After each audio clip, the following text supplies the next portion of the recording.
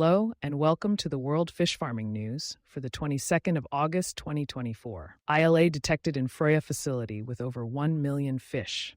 Infectious salmon anemia, ISA, has been confirmed at the Vestmannaeyjar fish farming facility in Frøya municipality, Trøndelag, as reported by the Norwegian Food Safety Authority.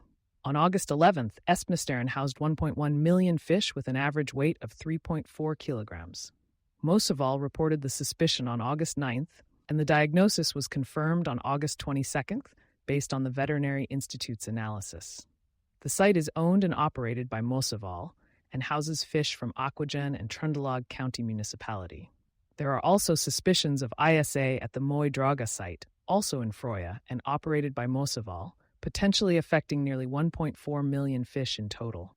Both sites had scheduled slaughter dates later in the year, but due to the ISA suspicion, the 2024 slaughter guidance is reduced by up to 1,000 tons. Løkken Haugerstuen is new at Polar Quality. Haugerstuen has been hired as a trainee at the export company Polar Quality. She holds a degree in economics from Nord University, specializing in international trade and marketing. Her new role will be at one of northern Norway's largest seafood exporters, which has seen substantial growth over the past 3 years, doubling its revenue to over 3.5 billion NOK in 2023. CEO Robert Johansen anticipates further positive development, as year-to-date revenue stands at 2.7 billion NOK, and sales volumes are expected to surpass 30,000 tons. Smolt fusion resulted in record numbers. Smolt, a smolt company located near the border between Narøysund and Bindal, saw a dramatic increase in revenue and operating profit last year, with revenue rising by 232.9 million NOK to 282 million NOK, and operating profit soaring to 102.6 million NOK, a tenfold increase. The growth is largely attributed to the merger with Smolt, which began using a new RAS facility in 2022.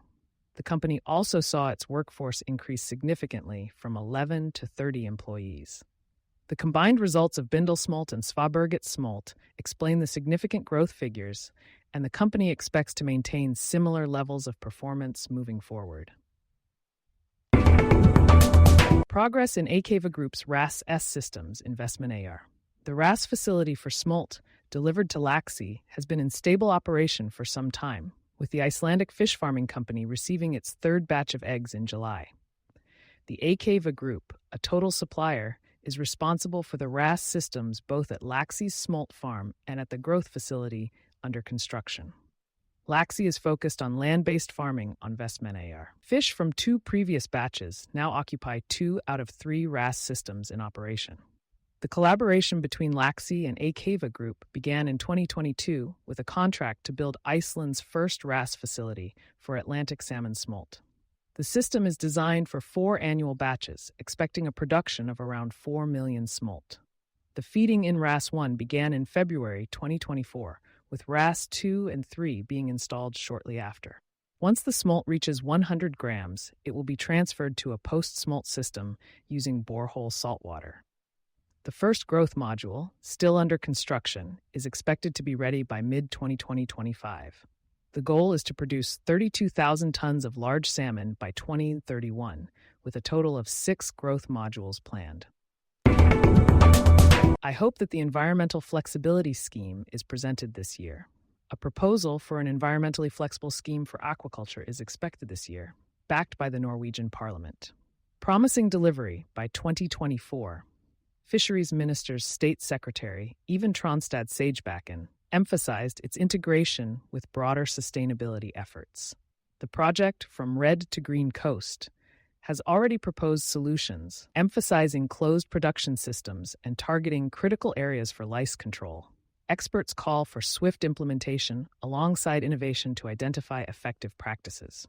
Challenges highlighted include political risks and operational uncertainties, underscoring the urgent need for zero-emission technologies. It is kind of fun when we get results like these, because then I get many phone calls from people like you. Astafjord Smolt, a smolt producer based in Gratange and Troms, experienced significant growth in both revenue and profit last year. The company's sales reached NOK 79.2 million, an increase of NOK 38.1 million compared to the previous year. Operating profit improved from a loss of NOK 3.6 million to a profit of NOK 17.7 million, ending with an operating margin of 22.2%.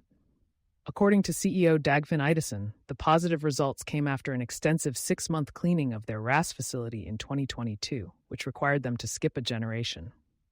At year-end, the company had equity of NOK 78.6 million and total capital of NOK 171.3 million, with an equity ratio of 45.9%. The company is jointly owned by Gretanglax and Kleiva Fiskefarm, each holding 48.9% of the shares, and employed 13 full-time staff last year. A decline in sales revenue lowered the benchmark result. Benchmark Holding, a fish health company, reported a 10% revenue decrease to £30.7 million for Q3, reflecting restructuring efforts. The genetics division saw an 18% revenue drop due to a shift from direct to indirect sales through SalMar Genetics and different slaughter revenue timing compared to last year. The health division experienced a 43% sales decline due to significant business model restructuring for the Lice Tools Ectosan and Clean Treat. Nonetheless, adjusted EBIT increased by 15% to £4.5 million, while pre-tax results ended at £9.4 million. Here's the translation into English. The second construction phase for Salmon Evolution boosted the order backlog for Endúr.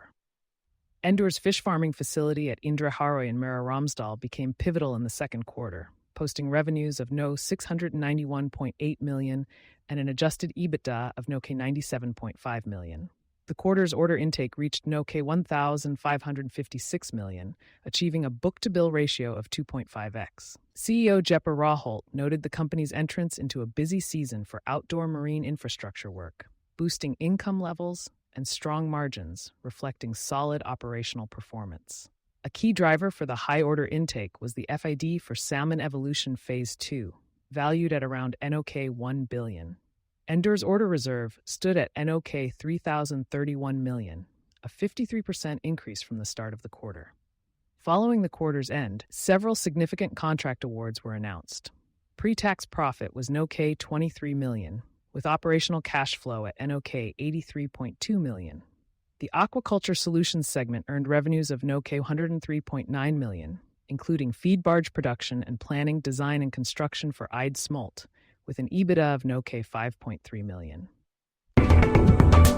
Nordic Aqua Partners warns of a $250 million emission after quality issues. Nordic Aqua Partners, NOAP, a land-based salmon farming company in Ningbo, China, reported a second quarter revenue of €4.7 million and a pre-tax loss of $2.8 million. They harvested 523 tons of salmon with an average weight of 4.54 kilograms and a superior quality rate of 99%. Due to geosmin-related quality issues, which negatively affect the taste of fish, the company faced lower sales and reduced harvests into the second half of the year. At the end of Q2, NOAP had a biomass of 2,432 tons and liquid assets of €10.4 million. They plan to raise an additional €250 million due to reduced harvests and capex related to geosmin. Key shareholders support this move. CEO Ragnar Johnsen expressed pride in initial operations but noted production adjustments are necessary, resulting in changes to the harvest schedule for late 2024. The company will not harvest fish in Q3 and expects to process 400 to 600 tons in Q4, with some volume shifted to the first half of 2025. Following the news, the company's stock price fell by 14.5%. Mainstay grows in a turbulent period. Turned deficit into surplus. Despite challenges faced by many tech companies in the aquaculture sector, Mainstay has seen significant growth in both revenue and profit. Specializing in high-tech net cleaners, the company increased its gross income from 42 million NOK in 2022 to 70 million NOK in 2023, turning a 34 million NOK deficit into a 4 million NOK profit. This success follows a major restructuring in 2022 that shifted Mainstay from a traditional manufacturer to a modern tech company focused on innovation. Their AI-based net detection system, Mainstay Eye, and the new high-pressure pump, Mainstay D300, have been well received, with demand outstripping supply. CEO Thor Standal is optimistic about future product launches and advancements in autonomous cleaning concepts.